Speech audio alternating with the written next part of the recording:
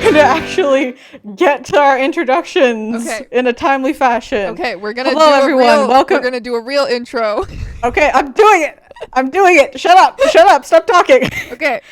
Hello, everyone. Welcome back to the Screaming into the Abyss podcast. This is episode 3. I'm Nemo. And I am Teya.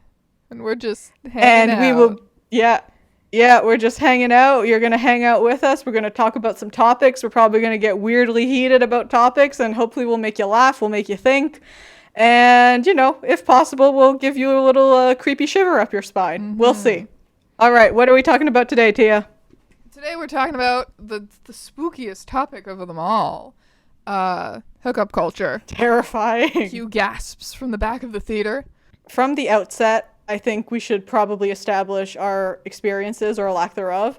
I'm so excited. I do not. My level of interaction with hookup culture is I do not. I do not want to do. And have never had an online dating profile, have never had a dating app.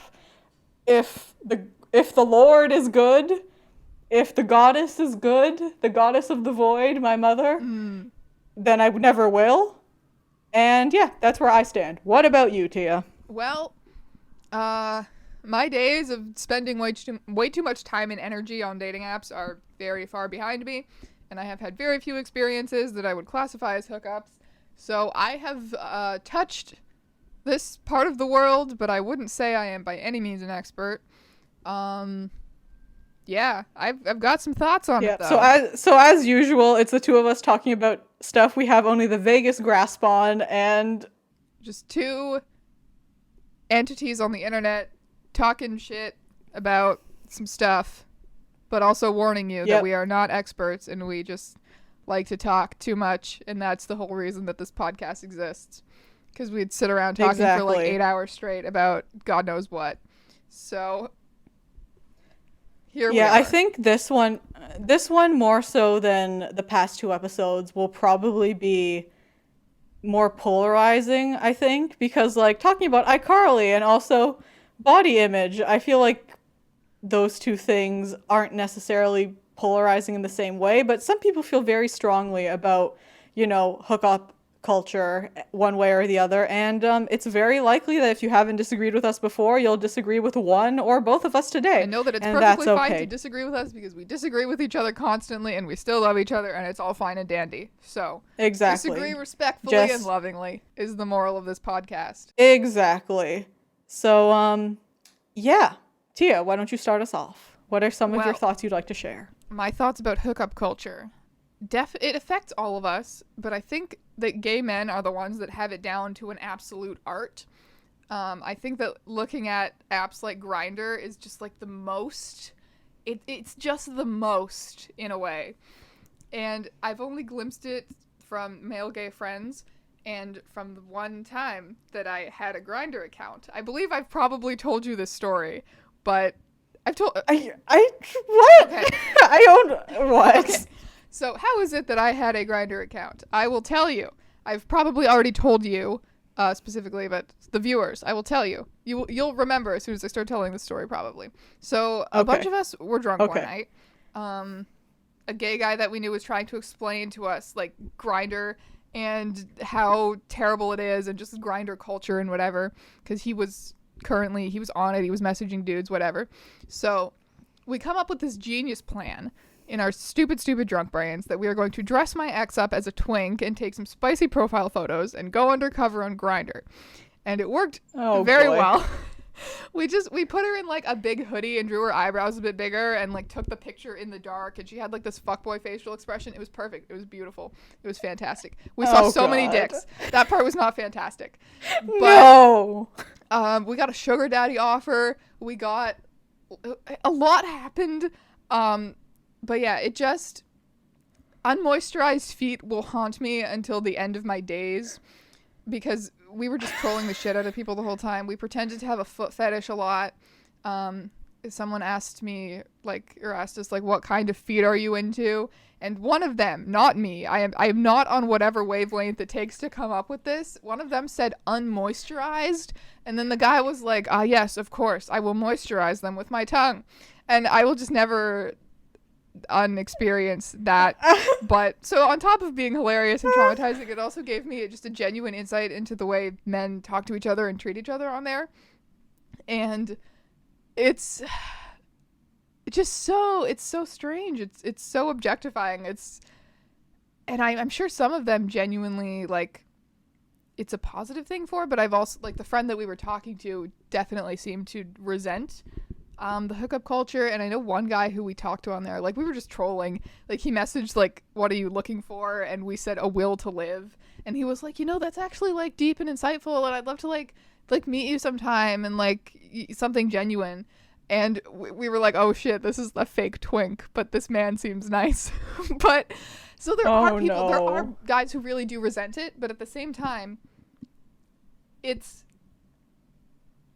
don't know, I don't want to completely demonize it because I haven't experienced, I'm not a gay man. I would love to hear from someone who sees this as a positive thing and who's had hookups that are positive experiences for them, but it just seems very strange and dehumanizing and objectifying from the way that I saw it from an outsider's perspective as a lesbian, catfishing them as a fake twink.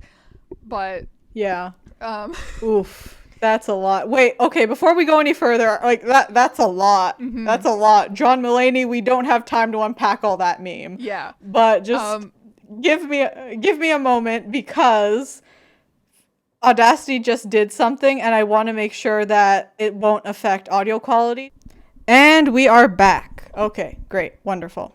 And we are grandpas with no idea how to make a podcast. Oh yeah, God. It's a miracle that the first episode did as well as it did, to be honest with you. Good Lord. Okay. Yeah. We got 2,000 views, baby. We're famous. We are. We're podcast famous. Also, people have tweeted about us. There are 2 tweets on twitter.com of people mentioning listening to our podcast, which, by the way, is really hard to search because a surprising amount of people say Screaming into the Abyss and podcast in the same tweet, even though, as far as I can tell, we are the only Screaming into the Abyss podcast. But yeah, so that's interesting. That's what's up. Just like how on Tumblr, I'm constantly battling for the Strange Eons tag with a video game called that. Yeah, that's really funny. And then all the people who like pretentiously quote Lovecraft, not ironically, including me, you. I'm pretentiously quoting Lovecraft forever. It's my name. Yeah, it's true. He'd be rolling in his grave, which is, he knew how much the gays loved him. Yeah. But that's something that I find so interesting with Lovecraft, is he was just such a horrible, racist, homophobic, bigoted shithead in general. But because he wrote stories that resonate with outsiders, that's his whole fan base nowadays is just weirdos and gays and outsiders. So that's kind of ironic. Yeah. It's like I said in the Body Image podcast, outcasts and people who feel like they're outside of the norm. We like the tentacles. We like the horrible, unspeakable monsters. We like the tentacles. So, literal and figurative tentacles. Oh, God, yeah. Okay, and we're already talking about Lovecraft in a hookup culture podcast. Nothing could be more on brand, in my opinion. Nothing could possibly be more on brand. Okay, but yeah, going back to what you said on Grindr. Wow, okay. That's a lot. I have no way of commenting on that because I have no experience with Grindr, but that sounds brutal. But I think... Yeah, Grindr is a lot. I think I've had... yes, go on. No, continue with what you were saying. It's fine. Okay, I think that hookup culture and the experience of using dating apps is very different for gay men, for straight people, and for lesbians. I think those are all very unique experiences, and on top of that, I think every person has a unique relationship with it, so it's very, very hard to define. God, I don't even know where to begin. I guess, like, when we talk about hookup culture, or when hookup culture is discussed in the media, I think it generally comes with like, there's a few things that you expect in like an article about hookup culture in a newspaper or in a whatever online thing. And I think it's the idea of like sex being at the forefront, so like the hookup as the defining thing, hence hookup culture, to the detriment of things like relationships and valuing things like, personality and getting to know each other and whatever. So I think like that's generally what we're talking about when we're talking today about hookup culture. Would you agree? I would say so, yes. Okay, you've had experiences with dating apps that are not Grindr. So like how do you think that those experiences stack up against each other? Like are there big differences? So what's the difference between like lesbian dating app experiences and Grindr, you mean? Yeah, sure. That could be a starting point. Yeah. Okay, because you cut out and I didn't quite hear what you said, so I was guessing. But you're also cutting out a lot. We're just working as best as we can, bud. Okay.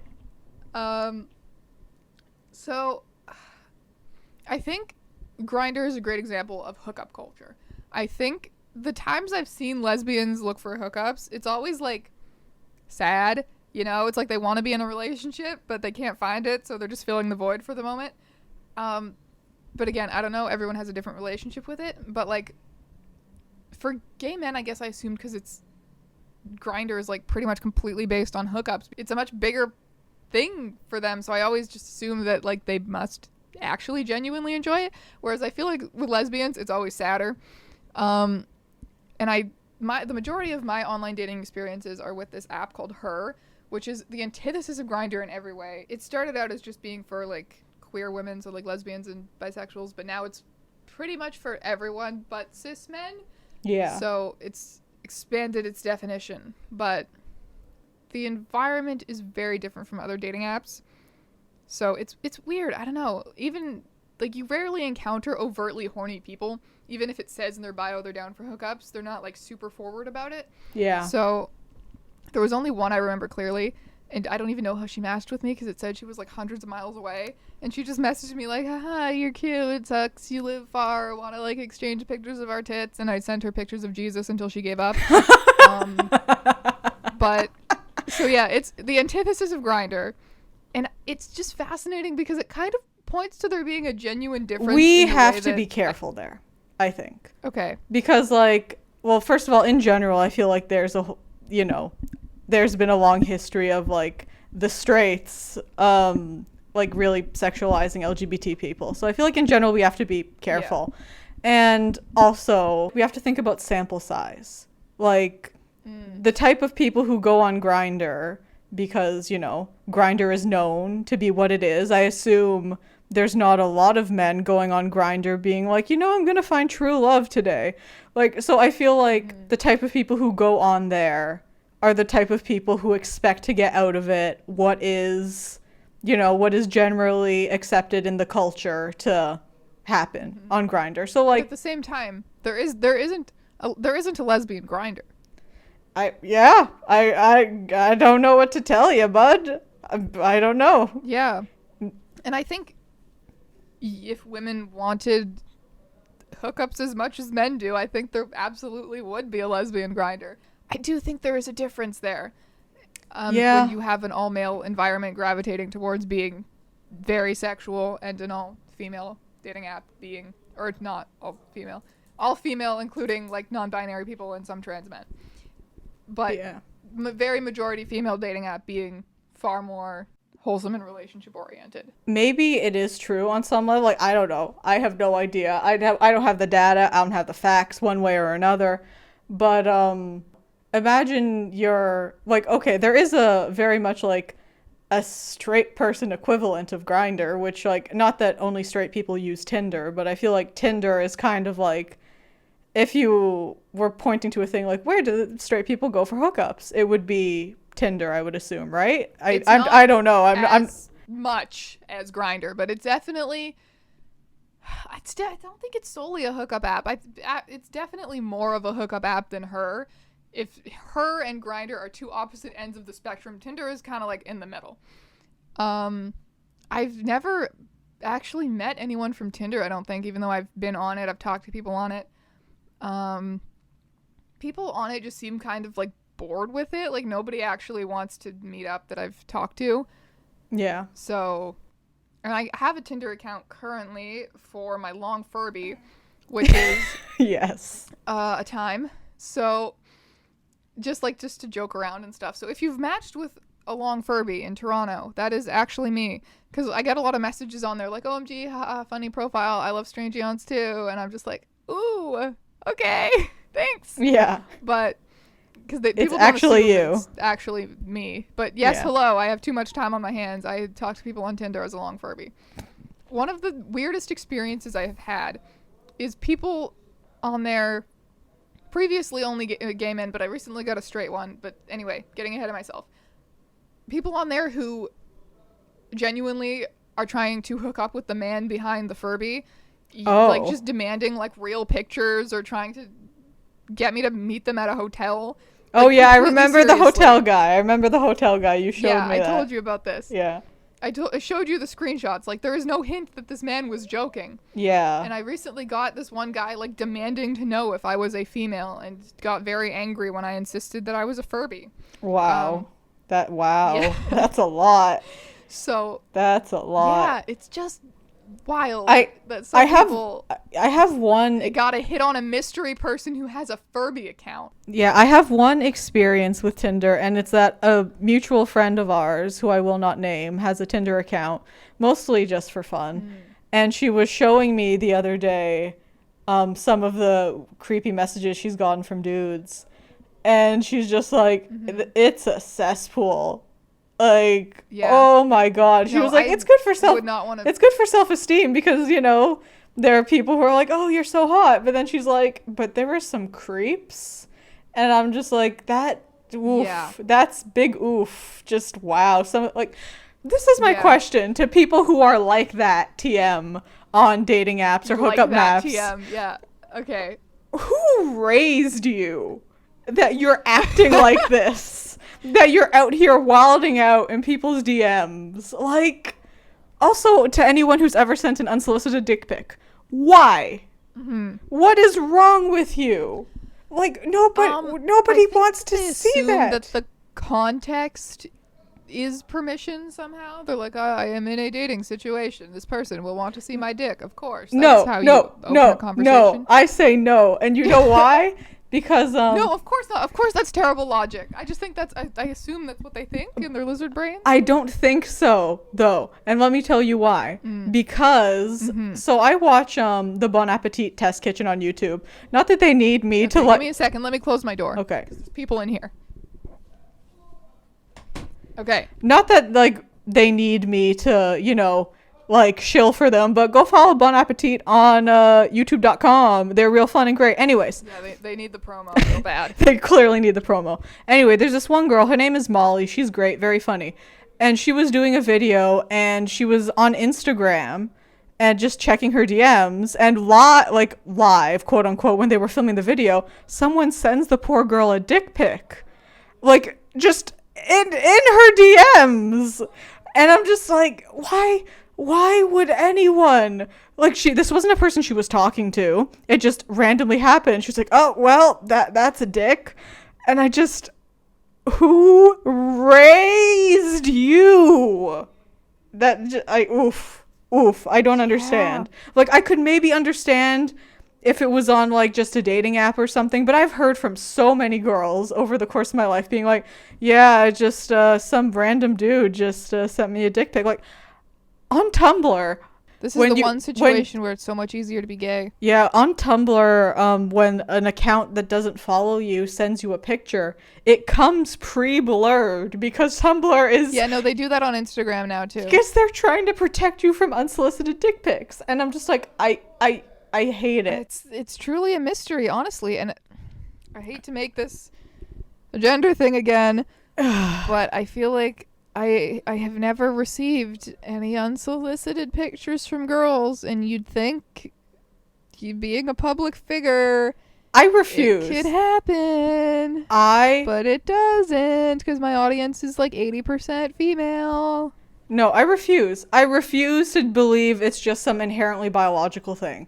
If you want to say, like, it's a societal thing, because men are conditioned to be more sexual, definitely I will buy that, but I will not buy that like men are inherently more horny. I don't buy that at all. Here's the thing.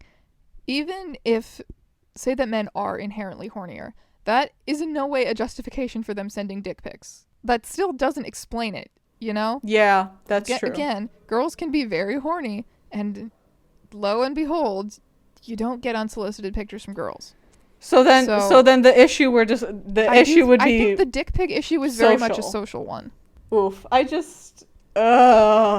mean, hookup culture in general makes me just I hate, like, I understand actually no, I don't understand. I really don't understand.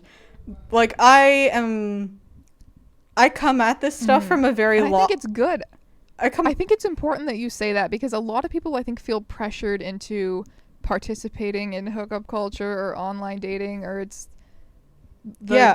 they want to have those experiences, or they think it's the cool thing to do, or just feel some sort of pressure to do it. Saying it's the cool thing to do sounds very gross PSA from the 90s, but yeah, don't, like, I think a lot of people feel pressure to participate in that, and I think it's good of you to just be like, no, it's bullshit, and I think it's bullshit, and I don't want to do it. Yeah, like, I definitely felt that pressure as a young person, but I think about it a lot if I had been in a different environment growing up, not just a different home environment, you know, if I lived somewhere else that other than the, you know, deep dark void where I have resided all my life, but also if I had different friends, if I went to a different, like, school environment, like, I feel like things could have turned out real bad for me, because the way things have unfolded, I am, like, happy with it.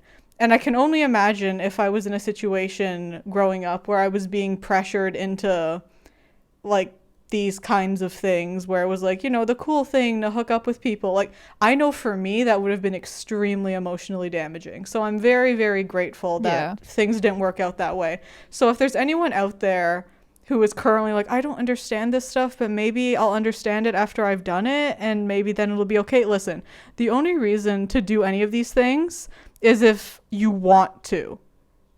Like, I feel like this is a thing where you shouldn't have neutral feelings on it. Like, only do it if you want to do it. I feel like that's a valid thing to say. No? Yes? Okay, as someone who definitely did feel this sort of pressure, not at a super young age, like grade 12 to first year-ish, I'd say it. Yeah. Right before I got to university, I would say is around when it ended. And I kind of just got a little more not stupid. But as someone who felt that pressure, I think it can be very difficult to work out what you actually want to do. Sometimes you need to sit back and examine why it is that you want something. You know, sometimes it is because you think you need to prove something to yourself or to someone else, or you want to feel. Yeah. Just because you want to doesn't mean that your motives aren't a little bit questionable. Yeah. Yeah. No, that's valid. That's extremely valid. Yeah. So you just dig deep within your soul and ask yourself if there is a part of you that wants to because you feel like you should want to. Yeah. There's a difference between wanting to do something and feeling like you should want something. Also, I think a really weird and dangerous thing can happen when, like, there's this kind of intersection between, like, hookup culture and sex positivity culture where one can get equated for the other, when in reality, I think if we think about it rationally, we realize they're two completely different things. Like, sex positivity. Like, sex positivity is, like, not shaming people for having sex, especially, like, you know, women, for example, have had a lot of stigma and a lot of pressure around like sexual desire and wanting to have sex, and like constantly getting, you know, dragged for it in every direction.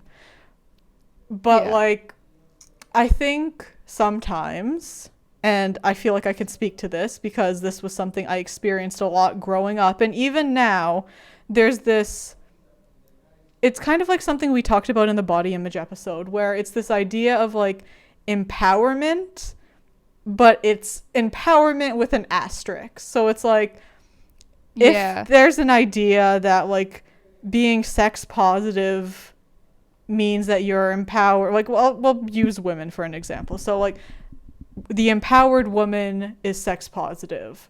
That's like a phrase that could be said. Yeah. And then I feel like it's very easy to go from that to go to like, well, if you're not buying into the, like, if you're not having it, like, I don't even know exactly how to word it, Then to you're be not honest. an empowered woman. Yeah, like, not even like Okay, I 100% agree. I absolutely felt this a couple of years ago. Just like, you need to be sex positive and you need to feel good about it all the time to be empowered or to be woke, or I don't even know what it was. It would to be something. it's really hard good to put into and words. To not be positive about sex is bad. You must, you know? Yeah. And I feel like another thing is I feel like Tumblr and like positivity around lesbian stuff definitely gave me some false expectations for lesbian dating, because it was like everything's going to be great and beautiful all the time and lesbians can't be abusive or sketchy or anything like that. No, never. Everything is rainbows and butterflies, Yeah. because it doesn't leave room to question if certain experiences might be not good for you, or to I feel like the natural counter argument to that is that, like, well, that's not what sex positivity is. Sex positivity just means if someone wants to have sex as a consenting adult person, then they shouldn't be judged for it. And if someone doesn't want to, that's okay. Like, I feel like that's the idea of it, the pure, unbesmirched idea yes, of it. of course. But it's become corrupted, But as when did people things present always the are. pure, unbesmirched ideas of things? Yeah, it's like, it's something that's very hard to pin down for both of us, I think. You and me are not the best people to talk about this, because we're both just very like, how to make this words. But also, like, Yes, because we're both, I think for women, we both have a lot of like weird tentacly feelings on this, but not necessarily any like super developed, concise ideas. Yeah. And we are currently trying to develop them while rambling. and I think that's okay. I think there's value in people listening to us kind of struggling through. Because I think most people are struggling through, and maybe our struggling Yeah, will help like- them struggle in a direction that is good. Yeah, like, living in a society. We live in a society, We kids. live in a society. And living in this society where, like, sex is kind of everywhere is weird. It's really weird, especially to grow up in it. It's just, I've always found it very strange. And the commodification of sexuality, too. Like, I know sex sells has been beaten to death in every analysis from here to, I don't Yeah. know, God knows where. But it's just, it's so constant. And I feel like, Yeah. as much as people are like, oh, hookup culture and hookup apps are ruining everything, it's like, well, yeah, okay, but the road for these kinds of things was paved a long time ago, because, like, it's not like advertisers haven't been separating, like, sex and bodies from anything emotional and anything with, like, interpersonal meaning since, like, the beginning of advertising, you know? It's like, this stuff has always been done. Like, yeah, okay, there weren't apps for people to go and hook up with whoever, but, like, if your Hey argument... kids, capitalism and social media is turning us all into sociopaths. Yeah, like, if your argument is that hookup culture is, like, distancing people from finding meaningful relationships, which, hey, you know, maybe it is. I don't know. I don't have the data. Like, yeah, but for a long time, like, capitalism advertisers, like, have been making sex and sexualized bodies products to consume rather than something that happens between two equal people. So, Yeah. you know. So I don't know. I feel like hookup culture and dating apps, it's kind of inevitable in a way, given that the social context that we are living in. Yeah, but- in the society that we yes. live in. But as I have said before, just because it felt inevitable and is kind of the way things unfolded doesn't mean we shouldn't push back against it, because, Oh, of course. you know. We are making this podcast. Are we not changing the world here? Oh yeah, we're number one podcast on YouTube. Clearly. Hell yeah. We have 2,000 views, guys. we have all the answers, clearly. But Here we are, absolutely enlightened and not at all ranting about nothing. yeah. And it's like, I don't know, like, what do you say, Tia, to people who are like, hookup culture is either demeaning or it is making people like think that, well, not think, but like removing the kind of like interpersonal connections between people because they're just like, okay, sex is sex, and not really seeing the other person as a full human being, rather than, instead they're just seeing them as like a means to an end. A very horny end, it must be said. People can still respect someone and have a meaningful experience, even if it is just a hookup. Like, I do believe that hookups can be positive experiences. I don't know, man. I don't know, because God, you I keep think cutting out. I'm like, I need to hear what she's saying. God damn it, Discord. I'm mostly just like saying, I don't know, thoughts, things, maybe. You literally cut out But just I think- after you said, Okay. I'm mostly saying, okay, maybe try and go slower and we'll see if Okay. it catches. Hookup culture as a whole is definitely shitty and dehumanizing and all of that stuff. And I think that a lot of people are kind of getting trapped into participating in it because they see dating apps as the best way to find a relationship or some kind of connection. And I feel like once you get trapped using dating apps and hookups are so readily available, I feel like a lot of people go to that when in reality they are looking for something more genuine. But I'm also saying that hookups can be genuine sometimes. So I'm saying it's a whole big complicated mess is what I am saying. Yeah, it's complicated does seem to be like the best way to summarize it. Human connection is a clusterfuck. You just cut out after saying human connection is and that is the biggest mood. The biggest mood I've ever heard. I like that. So, okay, well, I said human connection is a clusterfuck, but I like that even better. Human connection is redacted. It also cut out the second time you said it, so I still don't know what it is you're trying to say human connection is. Human connection is redacted. You know what? I'm not going to tell you. You got to listen to the episode. Okay, I feel like, honestly, listening to this episode is going to be a whole experience for me, because I don't know half of what you're saying, so it's all going to be We're new. both like, oh, that's what the other person was saying the whole time. That's okay. That makes way more sense this way. Yeah. It's like, oh god. But yeah, like, I don't want to be like, there's something sacred about engaging in intimacy with another human being, because like not to sound like every Catholic school's like fully alive I book. don't get on board with that. Like, I don't. At the end of the day, like, I'm not.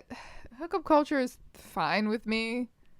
Like, I do think it is very damaging to some people, and I think that those people should not feel pressured to participate in it. I think the problem comes with people feeling the pressure to participate in it, Yeah. or doing it when they Yeah. genuinely would prefer not to. But if people want to, good on them. I don't think it has to be negative or damaging or any of that. I think that the worst, like, where it gets really bad is when people feel like they're forced into a certain situation where they don't want to be in, and like, it's so difficult. Or not even any specific situation, just the situation of being on dating apps and forming shallow connections, even if it's just going on like a bunch of shitty first dates or something like that. That's a weird shitty cycle to get trapped in. Yeah. And you can start to feel kind of hopeless about ever ending up in a relationship, and maybe that's part of the reason why people go to hookups as well. Yeah. So Here's dating apps in general just are a very weird environment. Like, it kind of feels like online shopping for a partner in a way. Oh god, we come back to the capitalist consumerist lens. Oh, it hurts. Of course we do. We always do. Yeah. When we're screaming into the abyss. The void. Yeah. The abyss. It's screaming into the abyss. I always forget if it's the abyss or the void. Abyss. Yes. I mean, it's fine at this point. It's fine. I doubt Lola will ever make a podcast called Screaming into the Void, but still, we wanna keep the Maybe she will. Maybe she'll come for our brand She's gonna after we Oh, came from her Void brand. doesn't she have like radio experience? Wouldn't she kick our ass if she decided to make a podcast? Oh, absolutely. Lola's podcast would be so much better than ours. Yeah, like oof. Okay, wait. I just realized the thing that we always talk about when we talk about hookup culture ourselves. Nudes. What are your thoughts on the nudes? Oh God. Um, I don't care. I don't have too many hot takes on nudes. But at the end of the day, because I know nudes are very important to some people who are in long distance relationships or whatever. So I feel like if I was in a context where nudes were important, I guess what I'm saying is, as a public figure, when we talk about public figures and nudes, it's always about nudes being leaked. Yeah. And as a public figure, do not bring that on your head. Do not bring that jinx upon your head, please. Yeah, but that being said, I don't have any nudes for that reason. Yeah, that's true. I don't know. I just don't. I realized this when we had this Discord server a while ago. We had to delete it because people got weird with minors, but we had this Discord server that was for queer women in Ontario, and there was a nudes channel in it.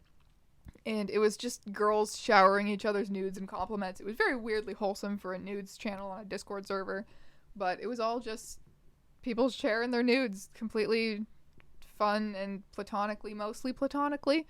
But I was like, I decidedly should not participate in this because I am a public figure, even though otherwise I would have no problem with it. So I don't know. I do feel like being a public figure changes the nudes debate a lot for me, is what I am trying to say. Good, yeah. Oof. Listen, when talking about my situation personally. Yeah. In general, nudes exist, and I don't care. For me, because I'm paranoid to a fault, in this day and age, with technology being such as it is, just keep the naked time between you and your partner in person if you can, because the naked time. Because you don't want Mark Zuckerberg looking at your titties. But I'm not saying that he would actually, like, when I say Mark Zuckerberg, it's a stand-in for Facebook in general and, like, social media in general. Like, things pass through other things, and I don't know if it's a great idea when everything is constantly crashing and data is leaking every which way, like social media is a ship on the ocean that is slowly but surely going down. I don't know if you want pictures of your bare body to be collateral in that. So when I think about it, I'm just like, and that's not even bringing in like the human element of like if you send pictures to a person and that person later, whether like the relationship ends badly or it turns out they were just a giant asshole, like giving a person that kind of ammunition, I don't get it. I don't get why you would do that. That's the thing. I think the average person can more realistically expect privacy and respect. For me, I don't have that much faith in humanity. I feel like if I put anything questionable out there, it'll go badly. Yeah. Of course, your nudes should not be shared with the world. That sucks. That's shitty. That's never your fault. But at the same time, we live in a society. Yeah. And it's like, but that doesn't. It sucks. But at the same time, we live in a society, and it may very well happen. It's still a realistic concern that you should have, even if it's not your fault. I don't know. It sucks and it's weird, and it shouldn't be about shaming people for their bodies or shaming people for being sexual. So I don't want to go down that route. I mean, I can't really talk because I'm the type of person who doesn't want to put anything out there because I'm always conscious of what people can use against me. So like I can't understand the pattern of thought that would lead someone to be like, oh yeah, I'm gonna post this picture not just of my face but of all of me out there. Like not out there, but like out there. Yeah.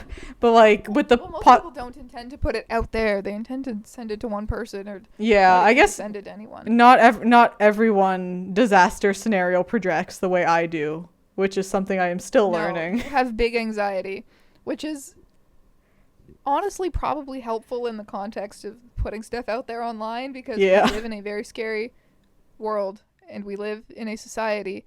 This is completely off topic. We're talking about just, bad things happening when you're a public figure or when you put stuff out there. Cancel culture is terrifying, and Yeah. the stuff people spread around doesn't even have to be true. And it's like, Yeah. as a person on the internet, cancel culture is absolutely horrifying, because it's like, you know? Yeah. Yeah, I think the scariest thing about cancel culture is that like you have people who are perpetuating whatever's going on, like whatever rumor or whatever thing blown wildly out of proportion from one thing that a person said, as if like people can't change. And like you have these people who so firmly believe that they're in the right and that it will make the internet and the world a better place if this person goes away from the spotlight and can't affect people anymore. Like they believe it so strongly. And I think that makes them a little more dangerous than your run-of-the-mill troll. Of course, this isn't talking about trolls who like dox people and like, things like that. But I'm talking about like your average troll who will pop up in Twitter mentions and be an asshole and then go back into the swamp. Yes. Like Would you say that it is not just hookup culture and dating apps, but the internet and social media culture in general that is turning us into slightly sociopaths sometimes? Well, yeah. Like, God, I mean, I feel like the default thing is to say, well, the internet is terrible because, you give people an anonymous face and they'll do whatever. But, like, it's a specific type of person who will do whatever. Like, I'm out here under a sheet. Nobody really knows me, but you don't see me attacking people just because I can. It's like, I do believe that, like... Except for HelloFresh. We'll get into HelloFresh one of these days. Friggin' gonna deliver you food. One of these days. In precise... That's the only thing that I know that you have a very passionate thing against and will attack. HelloFresh. HelloFresh is fine. They're a corporation, okay? No one's hurting HelloFresh. Also, like, this episode is not brought to you by HelloFresh. We are personally going to cancel HelloFresh. Like, it... Just kidding. Sponsor us. Yeah, please sponsor us. I have no money. Teya has money, but I have no money. I think, like... Hey, I put nipple in the title of my last video. I have no money. Why did you... You could have said anything else. You could have said nib knobs. Oh, fuck. Nip knobs would have been good. I should have consulted you on this yesterday. Teya, you know that you have to consult me whenever you're about to do something that will get censored. Like, you know this. Anyways, like, yeah, the internet is crazy, but I think it's not just that the internet makes people crazy, which, you could probably have an argument for that it allows certain people who would have a certain tendency to, like, suddenly go wild. But also just, like, I think it's really easy on the internet to find a cause and feel really strongly about it. And this isn't just like social justice stuff. I mean, anything, any cause. Your cause could be like, I don't like this person for reasons. Their voice annoys me, but I'm going to dedicate my life to making their life a living hell because I can. Like, it makes it so easy to find and stick to a cause. And I think that's what's dangerous about it. I hate that everything has to be a moral issue. If you dislike something, it has to be on some deep moral grounds. Like, you can't just not enjoy watching someone because their voice is annoying these days, It's like it has to be because they're a bad person. Like, here's, for me, what gets interesting. It's that, okay, so say I'm somebody who doesn't like you, Teya. And the reason why I don't like you is because, I don't know, you're successful, you're conventionally attractive, you seem funny, you seem like you have a lot of friends, and like you have a good life. So these are the real reasons I don't like you, because I don't feel, confident in myself. I don't feel secure in myself, or maybe something about you just rubs me the wrong way. But like, I can't say that to nobody has ever thought that I have a lot of friends, but okay. I can't say that to my internet followers, like my 2,000 followers on Tumblr. I can't say I hate Strange Eons because of these reasons that are super petty.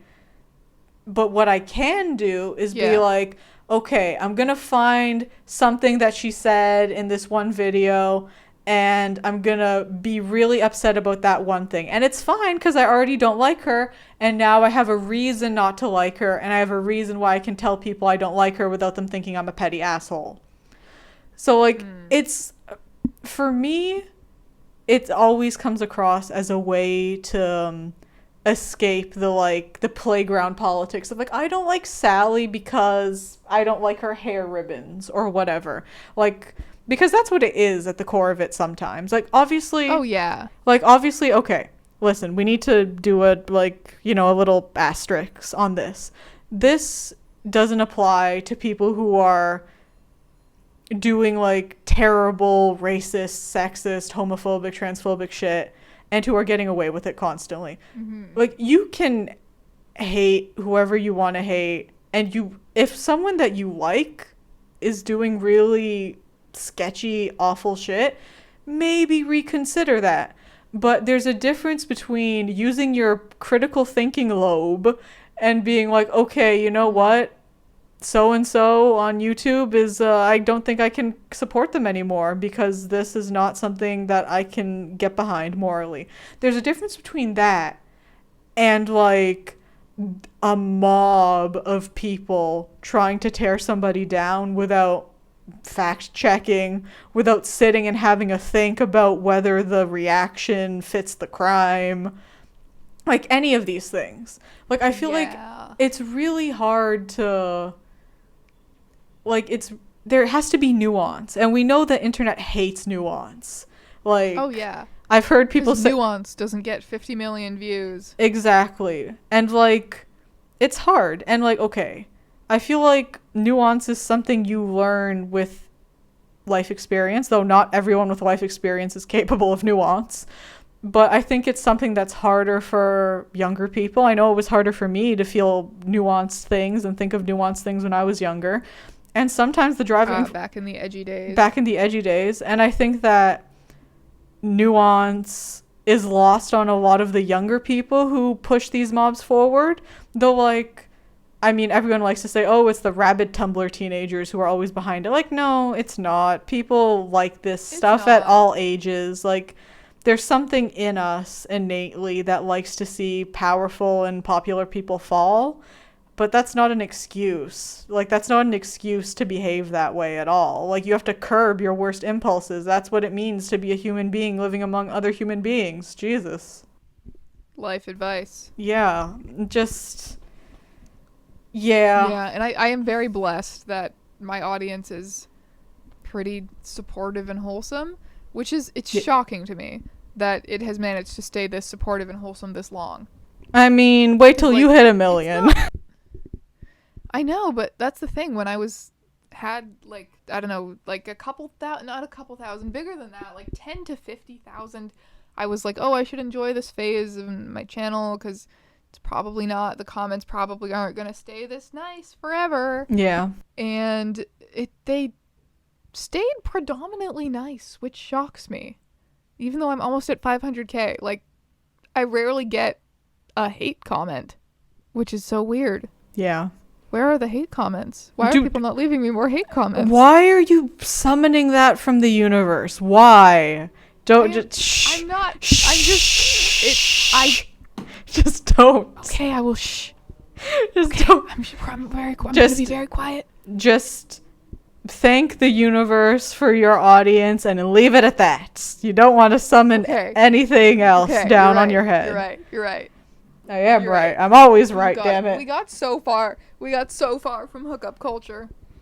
Oh god, we did. We got to bring it back around somehow. Quick, Teya, how do we bring it back around? I think if there's anything like important to get from the hookup culture section, it's like what you were saying, how like there's value in hearing a couple of idiots on the internet go like, you know, it's weird and I don't really understand it, and you know, it's valid to feel that way too. Like, just, yeah. So yeah, I think we need people to say, you know what, it's okay to just sit the fuck down and not. It always reminds me of the Virginia Slim cigarette ads, which I've talked to you about before. Just like how back when women's lib was the new hot topic, Virginia Slims was like, "You've come a long way, baby," and like all their ads were about the modern woman smoking Virginia Slims. Oh yeah, yeah. And I think someone, like some scholar, some woman scholar said this, where she was like, "Yeah, now empowered women were able to get cancer like everybody else." In a lot of ways, hookup culture reminds me of that. Not only because, you know, the rise of like STDs or STIs now, I think the technical term now is STIs. Like, never mind that those are on a rise ever since hookup apps have started, because they have. That's the truth, that's the tea, that's the data. But like in a more metaphorical sense, it's like, yeah, This whole time we've completely ignored like the possible physical danger of one, STIs, and two, getting murdered. oh my god, Those feel yeah, like- yeah. Those kind of feel like low hanging fruit though, because like But I think it's important to mention them though, because I feel like, you know, yeah. maybe it's not something that people who are considering those apps are thinking about, since like, you know, as we have just said, people aren't always terrified of everything in disaster scenario, everything like I do. So maybe it does need to be said. Be careful about getting murdered. And I have never felt any like real physical danger What when it comes to using dating apps or meeting strangers online. Yeah. One, because men are not involved in the equation. Yeah. I've never felt any danger from the lesbians and bi women who I have been on awkward first dates with over the years. Which is not to say that, you know, you couldn't theoretically be murdered by a lesbian or a bi woman. It's just that statistically, I could. looking at the but data, statistically, it's not as likely. always tell your like someone where you're going, whether it's a friend or a family member. Like maybe you don't want to tell your family, fine, but like at least a friend, someone that you can trust to call the cops if you don't check in or something. And always use protection. From both murder and STIs, protection is important. Yeah, yes, all kinds of protection. Bring a shield if you must. Every kind. Yeah. Bring a sword. Yeah, bring a sword to your Tinder hookup. Please bring a sword and tell me how it goes. Oh, actually, no, don't. I don't want to be responsible for anybody getting hurt. If I hook up with someone and she doesn't show up with a sword, I immediately make her leave. A sword is required. Oof. But also, like, listen, not to be everyone's, like, sappy old, prudy, like, old lady down the street, but, like, you know, also be cognizant of your emotional state, you know? Like, that's not even, like, saying that the person that you might be hooking up with is, like, a manipulator or an abuser. Like, sometimes a person could be perfectly nice, but, like, you know, you got to check your emotional state and make sure that what you're doing is making you happy, as opposed to like distracting you from a void in yourself that you don't want to look at too hard or something like that. Like, if something that society or your friends or your online community is telling you will make you happy doesn't seem like it's going to, it's okay to step out of it. I will always remember, Teya will remember this too, maybe. So when we were in high school in grade 12, we knew a girl. She was in our class who I'm not gonna name her. Oh, this is the prom thing, isn't it? This isn't the prom thing, but you should tell the prom thing because I forget what that is. But okay. The prom thing is such a good example of, so like dating apps kind of leading us to commodify people and sex in a weird way. Yeah. But you go first. So we knew a girl in high school, and when we were all applying for university and all that stuff, this girl went to meet with like classmates that she was gonna have. And one of the icebreakers among this group was talking about weird things the weirdest thing that ever happened to you while having sex. This was one of the icebreakers. Keep in mind, these people are like 18 years old. So like, okay, shelving that. We're going to put a pin in that. And then, so this girl came to a study room where a bunch of us used to hang out. And I can't remember if she asked me specifically or if she asked the room, like, oh, like, what should I say? And I said to her, because I knew this girl hadn't had sex, I'm like, well, you've just tell them that you've never done it. Next question. And she turns to look at me like I'm a crazy person and says, I can't say that. I'm going to start off university like a loser. And I just, oh my God. That's depressing. I'm just like, that's do you want to be around these people if like this is like if you have to lie to them and lie to them about something so deeply personal? And then there was that other friend that I had that once contacted me after 6 months just to tell me she lost her virginity as some kind of weird flex. But that's a whole other story, so we don't need to get into that. That's just a whole other... But like I think Catholic school made us all weird. I think that's a revelation I'm having. I don't think it was Catholic school necessarily. I think if anything, it delayed. Because a lot of girls would have some sort of sexual experiences younger, but I feel like a lot of the girls in our class didn't until university, and that made them very insecure about it, and it was a weird thing to observe. I think a lot of people in grade 12 did, though. I remember that much. The year above us. Yeah, no, like when our class went to grade 12. But yeah, the year above us was a lot more. A lot more. Yeah. A lot more. We're just going to leave it at that. The year above us was like, I do anal to preserve my virginity for my husband, Yeah. which is a whole other suitcase Oof. we're not unpacking. Yeah. But okay, so say what you wanted about prom, because I can't pinpoint prom, okay. exactly what you're saying about prom. okay, prom, there was these two girls in our class who you know who they are. I can't say their names on the podcast. They were known for being excessively dumb. Oh God, Teya. Do you know who they are yet? Yeah. Teya. So prom comes around, and they found their prom dates on Tinder. Oh, okay. I vaguely remember guys, this. Yeah, tell. They had different dates for the prom itself and for the after party. So they just found different guys from Tinder to just parade around at prom, like multiple guys each. Yeah.